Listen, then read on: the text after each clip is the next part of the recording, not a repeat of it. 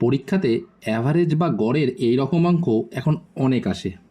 অঙ্কটাতে কি বলেছে, 13টি সংখ্যার গড় হলো 30, প্রথম 7টি সংখ্যার গড় হলো 32 এবং শেষের 7টি সংখ্যার গড় হলো 26। তাহলে 7তম সংখ্যাটা কত হবে? আমরা কিভাবে লিখব? প্রথমে লিখব হচ্ছে এখানে নাম্বার, দেন লিখব নিচে অ্যাভারেজ।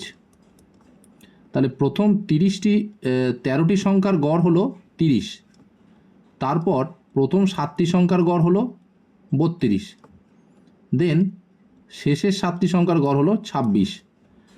তাহলে 30 আর 32-এর মধ্যে কত ডিফারেন্স? +2, আর 30 আর 26-এর মধ্যে হচ্ছে -4।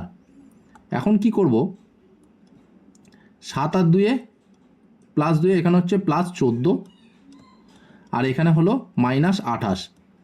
এই দুটো ডিফারেন্স আমরা বের করব, কত হলো? -14। এখন কি করব?